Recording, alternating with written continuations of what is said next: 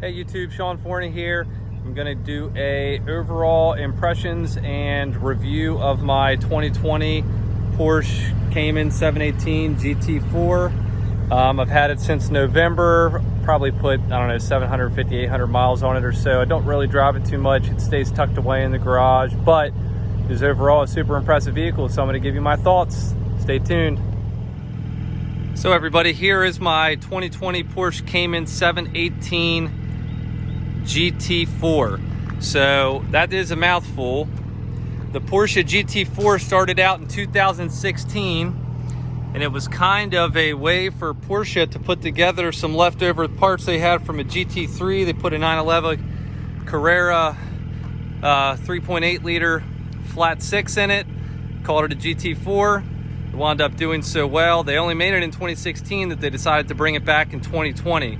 And that's what I have, is a 2020 Porsche Cayman GT4. And this particular color is chalk. It is absolutely a breathtaking color. It has the black wheels, has carbon fiber interior package, deviated stitching for all you Porsche guys, carbon fiber door seals, carbon fiber fixed back bucket seats. They do not recline. They are in one position. You either like it or you hate it. This particular car has a 4-liter. That's one thing they changed. Here, I'll show you guys the window sticker. This particular car, they are 414 horsepower, 309 pound-feet of torque. This particular car stickered for 128.6. I recently sold it because I got an allocation for a 2022 Cadillac CT5V Blackwing. So I sold this, and I sold it for more than sticker. Surprising, right?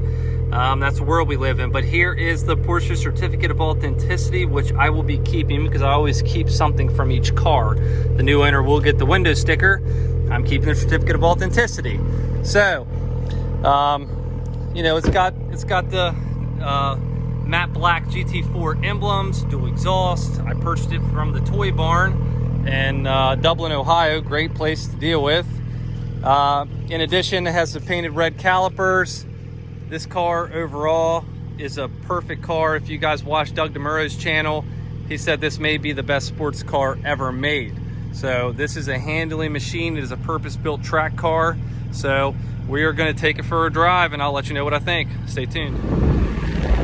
All right, everybody, I'm going to do a quick little review on what I think about the GT4 and driving it. The Porsche Cayman GT4, this is a 2020, this is a bold statement, so be ready. I've made a couple of those with the vehicles that I've owned lately, but this is by far, hands down, the best overall, well put together driver's car that I've ever driven. I've driven a ton of vehicles. You've probably heard it from my other YouTube videos. I've had GT350, STIs, RX-7s, turboed, and then LS swapped RX-7s, M3s, V8 M3s, twin turboed M3s, all kinds of stuff. So that's a bold statement saying this is the best driver's car that I've ever driven. The power band is amazing. It literally will, you turn the wheels wherever you want to go, and this thing will go that direction. There is no sport mode or track mode on the GT4. It is just always in that. It's always ready to go. So, you know, whenever I found this car, I actually found it with 500 miles on it, and I could not find an allocation from a dealer to order one. Like the GT3s are typically already spoken for, so I had to look. I found the color that I wanted, the options, which was the carbon fiber fixed back bucket seats, carbon fiber interior, the red seat belts, the red deviated stitching, and the red chrono package with the lap timer. Everything about this car is great. The navigation is intuitive, it's responsive. It does have the navigation that pops up to the right side of the tack if that's something that you want to use it for, or you can use it for your chrono or anything like that. That being said, you know, it does have the rev matching, which if you're a die-head track guy, you probably won't want the rev matching activated, which, I mean, it's smarter than I am, so I'll drive it both, and then every once in a while I'll do heel toe also. You know, and the only reason I'm selling this right now is that the used car market is ridiculously hot. I paid less than sticker for it, which was a deal whenever I found it. I somehow talked him into selling it to me for $5,000 less than sticker, and it only had 500 miles on it. Typically, you're paying sticker or higher. I've had it for almost a year, put about 1,000 miles on it, and I'm going to sell it for almost 10,000 over sticker. Which to me is a great deal, which is one of the reasons I'm getting rid of it. I will have one again. That's how much I love this car. But I did receive an allocation for a Cadillac CT5V Blackwing, which is allegedly the last of the true gas-powered beasts from Cadillac. They said for now on, the V-powered cars will be electric-powered. So it's a 6.2 liter supercharged, made it to a Tremec 6-speed, I believe it's TR6060 transmission, 668 horsepower. So, I mean, what's there not to like about 668 horsepower out of a big old supercharged V8, right? I have a TRX. Who am I fooling? So, I had to take up the opportunity to get it. If I had, you know, one complaint about this car is, you know, I'm only 35, and there's no graceful way to get in or out of this car. You either fall in and then you climb out, because these fixed back bucket seats are made for the track. So it's not really a point to complain about, rather a compliment to Porsche for putting amazing racing seats in this thing that look amazing. They're pretty comfortable to go on a long drive. I've driven this thing on a 5-hour trip, and it was absolutely amazing to drive.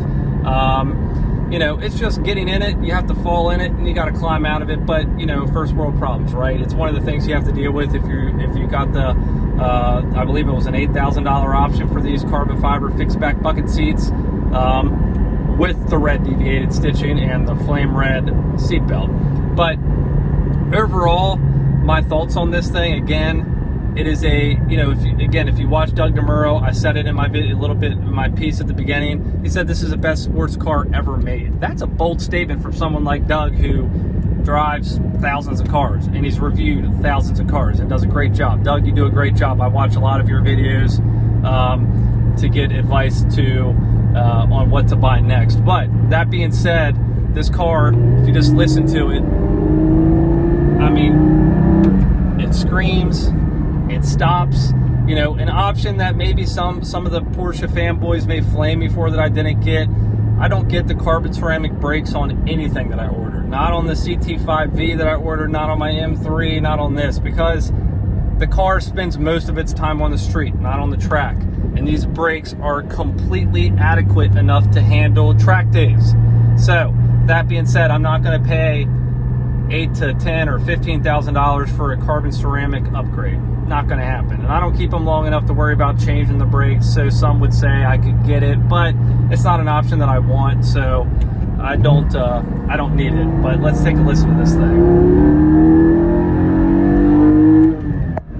I mean, this thing just sounds ridiculously amazing.